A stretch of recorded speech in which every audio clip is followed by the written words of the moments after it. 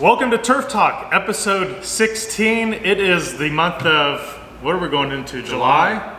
And Turf Talk with Matt and Casey. And so we're super excited. We are moving into July. This year it seems like it's blowing by really fast. And we are getting ready to start round 4, believe it or not. We just finished up all of our grub control in round 3 with our round 3 fertilizer. Mosquitoes are starting to become active. Quite a bit. Pests are starting to become active. And it's kind of been that way because it's been kind of cool this year, but it's starting to warm up. Definitely warming up. The last 2 weeks were like heat waves here, and I think there was, I think Casey talked earlier to our team about that there was this heat dome over the southern United States, and the winds are kind of pushing it north, and so that's where the heat came. But it's, what is today, the 29th of June, and when we're filming this, and so it's been cool the last 3 days. So Monday, Tuesday, today's Wednesday. It's been cool these last 3 days. Yeah, it's been nice. It's gonna get hot again tomorrow. Yeah, it's gonna be in the 90s the rest of the weekend. But but so with that, it's been kind of cool. The rain has definitely subsided. We're not getting any rain anymore. So these are weather changes that you will be noticing in your lawn. You'll start noticing a lot of changes. You've probably already noticed some. More are going to be coming. So let's kind of talk about that. Let's kind of unpack that. What are we doing moving from round 3 with the fertilizer and the grub control, and now we are ordered a totally different product. What product is that for round 4? Sure. So the fertilizer we're going to put down in round 4 is a time-released 1603. It's not a lot of high nitrogen, but it does have some potassium in there. Again, it's a time release. It's got the Fortify trademarked product coated onto it. What that does is it helps to release a lot of the nutrients that are in the soil that are naturally there, and it's going to help the lawn to maintain its health. We're going to put that down, and we want to use a mild nitrogen this time of year because too much nitrogen in this heat can definitely cause some serious problems on your lawn, especially if you're not watering properly. But we still want to fertilize this time to help the nutrition. I mean, think of fertilization, weed control, think of it for yourself as the nutrition that you put in your body. Right. You know, one of my mentors always said, if you had a racehorse, $1 million racehorse, and you're going to go run the Kentucky Derby, are you going to feed it Big Macs and beer leading up to the race? No, you're going to feed it highly nutritious food. You are going to prime that racehorse for that race. And so that's what our fertilization weed control is. Right. We are trying to give those plants in the ground good nutrition to make sure that they are sustainable throughout the whole season. Save those Big Macs and beer for me. Yeah, I need to cool off those a little bit myself too.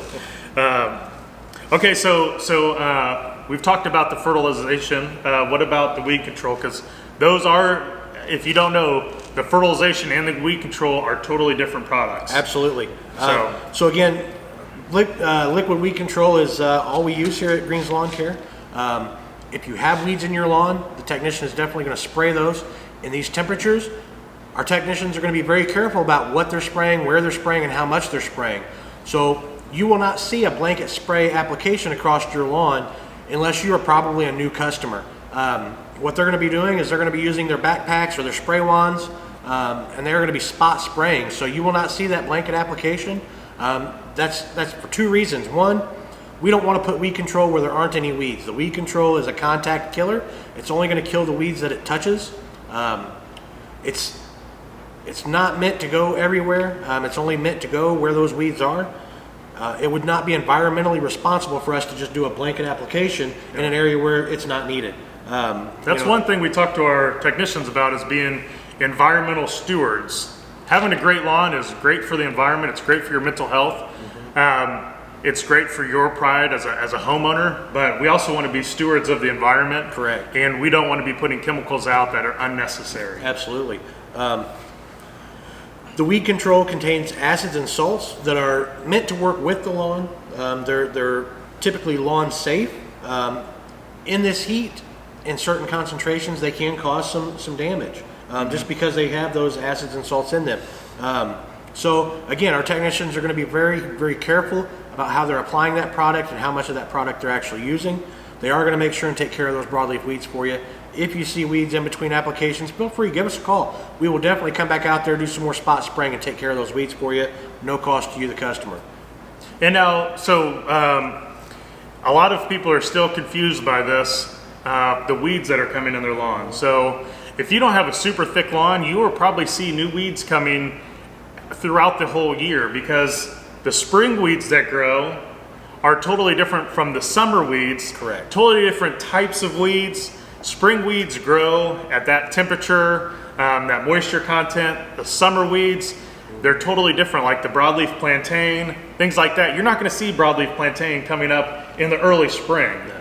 You know, like, you're not really going to see a whole lot of dandelions late in the summer. You're going Right. to see those things early in the spring when they germinate. Crabgrass is going to germinate. Well, that kind of comes out any time of the year, but the bulk of it comes right in the spring. And so throughout the year, you're going to see different weeds that are coming up. So until we get your lawn super thick, you're always going to be battling these weeds. And that's why the product that we use for weed control changes throughout the different times of the year. Like Right. the broadleaf weed control we used it last round. We're going to use this round and probably use the next round. Yep. Because that's still the bulk of the summer. But what we used in the spring, round 1 and round 2, is not the same as what we're using right now. Correct. Because we're targeting different weeds. So the best weed control is a healthy, Thick, thick healthy lawn. That's right. And so that's what we always try and push in yearly aerations. That's super, super, super important. Even if you have a great looking lawn, you still need to aerate to really boost the vitality of the density of those roots and the plant itself. Right. So we've kind of talked about the fertilization, the weed control, how it's changed from round 3 to round 4. The weather, it's getting a lot drier. That's why in round 3, you should have gotten a rain gauge, put in a mulch bed close to the front of your house. Yeah. So then you can measure how much water is actually getting onto your lawn. And let's kind of talk about that before we get into pest control. Sure. How much water should a lawn be getting, for one? And then for 2, now that we're in super hot weather, do we need to supplement maybe a little bit more water? Absolutely, Matt. So typically a cool season lawn needs 1 to 2 inches of irrigation per week. Now that's going to vary depending on the conditions that your lawn experiences, your soil type. Is it a wide open lawn that gets full sun? Obviously it's going to need more irrigation because that water is going to evaporate much faster. So 1 to 2 inches is the average. That's the recommended dosage. In this hot, dry weather, temperatures above 85 to 90 degrees, maybe you're going to need 2.5 inches of irrigation per week. Yeah. And the way we recommend doing that is breaking that down into 2 waterings per week. Breaking that 1 to 2 inches or 2.5 inches down, cutting it in half for each watering session. Doing that early in the morning. That way the grass has all day to kind of suck that water up in its root zone, but it's not going to be sitting on top where it's going to cause fungal issues. And that should keep the lawn from going dormant and seeing a lot of disease and damage and stress. Now, if you're still seeing some stresses, if you walk out on the lawn and you step on it and the grass doesn't spring back up instantly, that tells you your lawn is still dry. It still needs a drink of water. So up that watering regimen. Feel free to go to 3 inches of water. Do 1.5 inches on Tuesday, 1.5 inches on Thursday, or whatever days it's convenient for you to water. Break that down a couple of times a week to make sure that lawn is getting the proper amount of water. This time of year, Matt, when we're seeing 85, 90 degree temperatures and above, we're seeing soil moisture contents below like 23%, which I believe is where we're at today, is 23%. The grass is struggling. It's fighting those temperatures. It's fighting drought dormancy. It's fighting fungus that's going on because of humidity, and all of those things can lead to issues and a poor look to the lawn. So we want to make sure that the lawn's getting exactly what it needs. And another thing, one of my personal projects that I hope to be releasing soon is a full comprehensive watering guide. I mean, this is going to be probably an 8-page PDF guide that once it's totally written, I'll send it off and get it professionally done up, make it look really nice. And then we will be able to send it to you guys to help you out, because as Casey mentioned, the amount of water that you need for different soil types is totally different. If you have a heavy clay lawn, that water is not going to soak through like a full topsoil lawn. So the way that you water for that is a little bit different. And so this watering guide will certainly help you guys with all that information. And we want to get that out to you guys as soon as possible. Absolutely. Another way that a super easy way to see if your lawn is getting a good amount of water. This is not a it's not a tried and true scientific method, but you can take a screwdriver, try and stick it into the ground, and if it doesn't go in easy, your ground is hard and it needs water. Absolutely. If your water has plenty of moisture content, you should be able to take a screwdriver, turn it upside down, and stick it all the way, the whole length of that screwdriver, 4 or 5 inches down into the ground fairly easy. You can definitely do that in the spring and the fall. Absolutely. So, okay, so let's get in. We've talked the water for the fertilization, weed control, health of the lawn. Let's kind of get into pest control. What are we doing pest control wise? Where are we at with pest control? Sure. So many of you, by the time this video is published, will have already received your round 3 perimeter pest and your round 3 mosquitoes. We also have done the round 2 of pet lover program for fleas and ticks to keep fleas and ticks off of you, your kids, and your pets. And what you might be seeing, some of you customers may have received one of our mosquito traps. We're doing a mosquito trap beta test where we're placing these mosquito traps. They're 5-gallon bucket traps in out of the way areas on customer properties. And what these do is they bait in the female mosquitoes by using an organic water base that the mosquitoes love to lay their eggs in. It baits them in, it traps them. There's a glue pad inside there. The mosquitoes aren't able to lay the eggs that they would normally be laying, and they get trapped inside of that trap. For every mosquito that we trap, that's 1,000 baby mosquitoes that we have prevented from hatching and becoming potential disease carriers or obvious nuisances in our backyard living environments. And that's one of our main driving focuses, is to help families be able to create memories. And one of the main places families do that is in their backyard. Whether that's on your patio, you're grilling out, you got a fire pit area, or you're playing soccer or catch with your kid, you're in the lawn. We want you to be able to make those memories, and the way that we do it is to try and help eliminate some of these nuisances like mosquitoes. Now, we also are very cognizant that we don't want to spray just everything and anything, because we don't want to kill the pollinators. That's super important for the environment. And so we're very cautious about what we're actually spraying when we do our mosquito control. And so that's why we're testing this all natural solution, is we're trying to prevent those mosquitoes that are on your property from laying those eggs. And I have 2 of them at my house, and I can tell you that they work. Because they have already caught mosquitoes. Oh yeah. They've caught mosquitoes and some flies and everything else. So they are working. I mean, it's not 100%. You're not going to see a 100% reduction in the population of mosquitoes, but they will help prevent some of them. So in combination with the chemical, it's a home run knockout punch. Nice. And so so we're doing the mosquitoes, perimeter pest control, the flea and tick. What else are we seeing are we seeing a good reduction in the pests from those treatments that we're doing? Absolutely. We have not had any complaints that I know of as far as bleed through. Our pest control seems to be working. You know, we've kind of made some adjustments this year as far as including the brush to treat, you know, creases and corners and knock down spider webs. The weather has cooperated with us pretty well as far as that goes, making sure that our treatments last. They're supposed to last 30 to 40 days. We're seeing that that's actually the case this time of year. So yeah, pest control seems to be working out great. I know ticks are really bad this year. I've been in the woods a few times, been fishing and done some hiking, and every time I've gone in the woods, I've come out with ticks on me. We did some camping a couple of weeks ago, and there was about a dozen of us camping, and every one of us had ticks. Wow. I did, we were working with a marketing person, or I was last week, and she did a simple Google search because she didn't even know she doesn't live in Indiana, but she didn't even know why we would use a flea and tick problem. Like, they don't have that problem where she's from on the other side of the country. But so she did a quick Google search, flea and tick applications or the purpose of them or something like that. And one of the first results that she found was that there is a massive uptick in people that are being diagnosed with Lyme disease.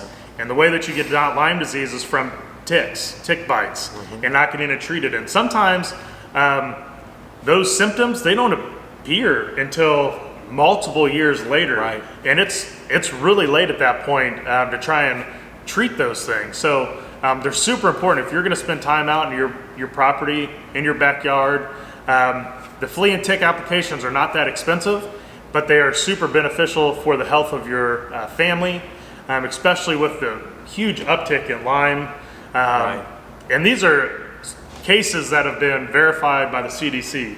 So this isn't just something that we're saying. This is a CDC thing that we are seeing. Do you have anything else from the fertilization, lawn care, or pest control side? No, not really. Well, one thing that we want to finish this episode in is let's answer some common questions that we are getting right now. Sometimes we are trying to separate the questions, but if we can answer some of these questions, they know that it's time specific to this time of the year that these questions, so they can associate it that these are questions that we are getting in the middle of the summer. So the first question is, why is my lawn turning brown? So this time of year, Matt, there could be several causes for that. We talked about drought dormancy. If your lawn is not getting enough water right now, its natural defense is to shut down its metabolism, which means it's going to stop producing chlorophyll. Chlorophyll is what makes the lawn green. So as it burns up that chlorophyll that it already has, it's going to start turning brown. This is natural. It happens when the lawn doesn't have enough water. The issue with drought dormancy is it takes twice as much water to bring the lawn out of drought dormancy as it would have taken to keep it from going dormant in the first place. So where we recommend 1 to 2 inches a week to keep the lawn out of dormancy, you're going to be putting down 2 to 4 inches of irrigation if you want to bring it out. Wow. And we also, for this question, if you look on our YouTube page, our YouTube channel, we also released just earlier this week a video titled 4 Reasons My Lawn is Turning Brown. This is one of them. We also put a picture of a partnership map on there that I love the partnership map. It's how tall are you mowing your grass? Some people say they want golf course grass. Well, if you want a putting green, that is not possible. I'm just going to tell you that right now, unless you have deep pockets, and we aren't the company that will be able to even help you with that. Typically, golf courses spend about $100,000 per hole. So if you want to spend $100,000 on your lawn each year, you can go for it, but we just aren't the company to be able to help you with that. What we're trying to get after is the average person's yard that wants a nice, thick, healthy stand of grass. We get that with overseeding or aerating and overseeding every year, making sure we get as much turf type tall fescue in that lawn as possible, because it is going to get deeper roots. It is the deepest rooting grass in central Indiana. And why that's important is because it can get more water longer. Bluegrass gets 2, maybe 3 inches if it's lucky. So that's the only bit of water that it gets. And turf type tall fescue, it takes years to get there, but it can get down to 12 inches. It's been found, the roots to get that flow. So that means it can go up to 12 inches in the soil to grab water out. So we're talking watering, we're talking aeration and overseeding, we're talking how tall are you mowing your grass. It's got to be 3.5 to 4.5, especially at this time of the year. Mow it as tall as possible and try and stay off the lawn as much as possible. Our mow guys, I have instructed them to raise the mowing decks to 4 inches this time of year to help shade the lawn, conserve that moisture, prevent stress and damage to the lawn. Things like mowing this time of year, traffic on the lawn, those can also cause your lawn to turn brown. Traffic during the heat of the day when the sun's been beating down, it's 90 degrees out, the sun is just stressed the lawn, and walking across the lawn, running a mower across the lawn, those things can cause stress. Now, one thing you can do as a homeowner to kind of alleviate some of that damage is once that traffic is done, water the lawn. Watering does so much benefit to the lawn this time of year and helps prevent so much damage. Another thing that we might be seeing in the lawn, you might be seeing some smaller brown spots. This is probably fungus. You know, it's been humid, it cools off at night, and that humidity turns into dew. That dew sits on top of the grass, and as the fungus spores blow across the night breeze, they can stick to that lawn. This is why we don't recommend night watering, because then the lawn is super saturated. It's definitely going to allow that fungus spore to stick. You're just asking for fungus. Yeah, you're just begging for it. The dew is not quite as wet as if we were watering with a sprinkler. It is still going to cause some fungal areas to pop up. It's natural. It's going to happen. The best way to treat fungus this time of year is just put down a good healthy dose of time-released fertilizer to help the lawn grow that back out. Gotcha. Most funguses that we see this time of year are not going to cause any lasting damage. Typically, you're going to see that brown spot for about a week and a half. By the time you've mowed a couple of times, it's grown out. Yeah. So that kind of gets into our next two questions. What is the best method, and how much water does my lawn actually need? We've answered that a few times. It is going to vary 1 to 2 inches, and then maybe 2 to 3 inches, depending on the heat.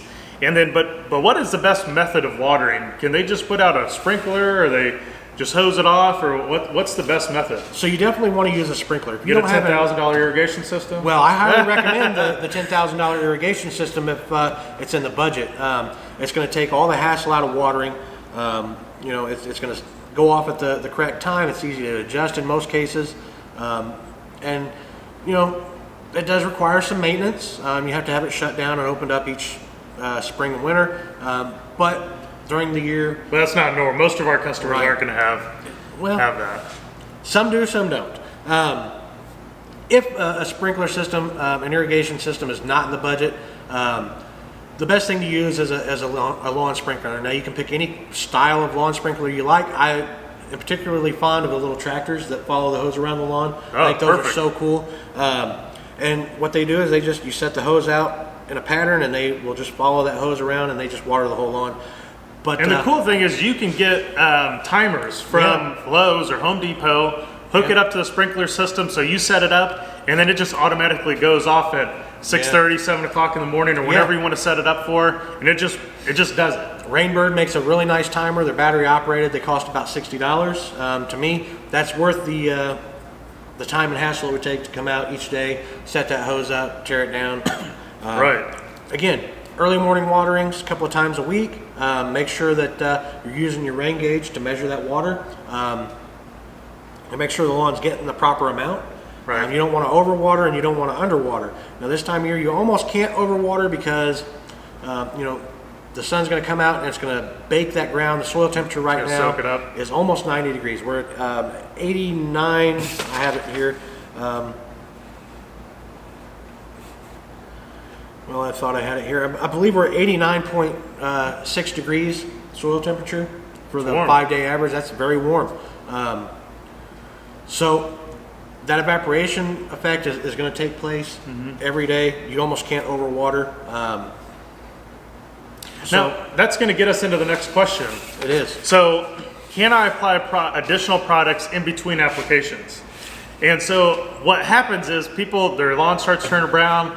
They read online, oh, I can put some iron in the ground or something like that, and it's going to make my grass turn green.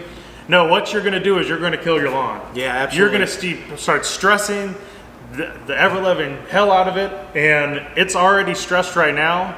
And we're already kind of pulling back on the amount of products that we are putting on. Yep. And then if you put something on your lawn and we actually have no idea what you're putting on, and then we put more stuff on, it could potentially do a lot of damage. Matt, the answer to that question for me is always a hard no. Customers ask me that a lot when they're first setting up their services. You know, can I apply this or that between applications?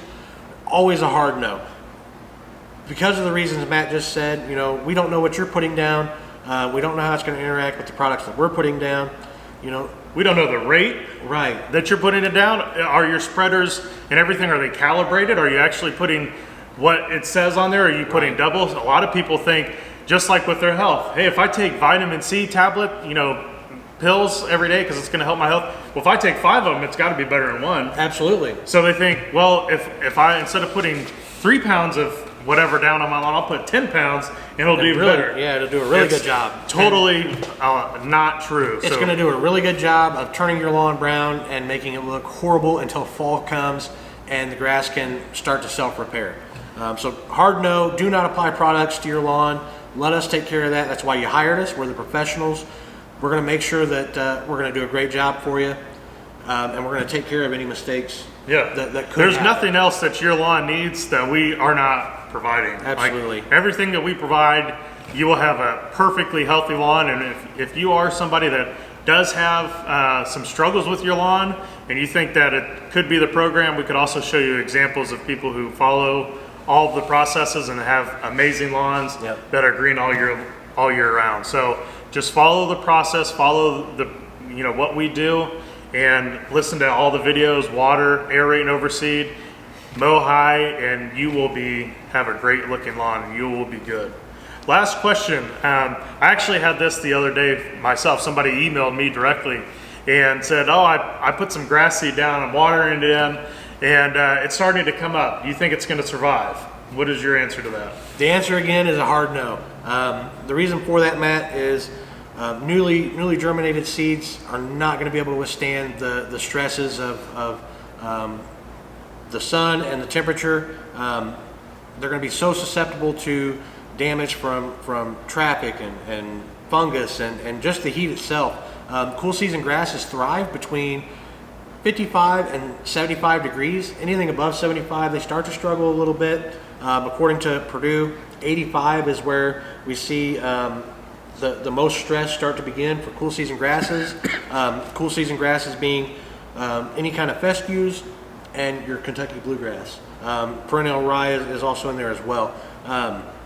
So, 85 degrees, you're putting out brand new seed and it's going to germinate, and those little baby spikes that are so sensitive are going to see that sunshine and they're just going to go, ah, and die off. Well, if you could guess, what do you think my email back to him said? I would hope it said something like, ah, I think the grass is dying. Your first two sentences that you said were verbatim exactly what I said to him. Yeah, it's going to come up and then it's going to instantly die because it doesn't have the root structure to sustain its life throughout this heat that we're getting.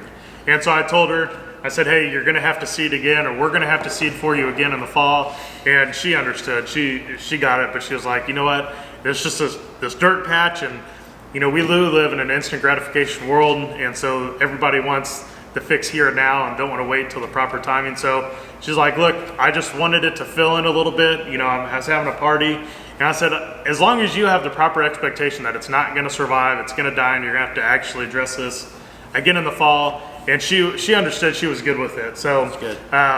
It's nice when you have people that totally understand the process, and then there's always those people that always want to fight the process. And it's like, look, we've been doing this so long, and the science is not in your favor. You can fight the process all you want, but you're just throwing money down the hatch. You can roll the dice, and you may get lucky, just like in Vegas, But typically, the house always wins, and the house says that 85 degrees is not a great temperature to seed. So yeah. And it's coming from a very genuine standpoint for us. We want to see that your money that you're investing in your lawn is going to be spent well. And we're never going to tell you to seed in the spring. We're never going to tell you to seed in the summertime. If you're going to spend the money, let's do it at the right time. Let's seed in the fall and make sure that record that, edit it in. Well, let's see if we can do it. I think it's recorded right now. That's it for episode 16 of Turf Talk. We'll see you in the next one. See you on the lawn.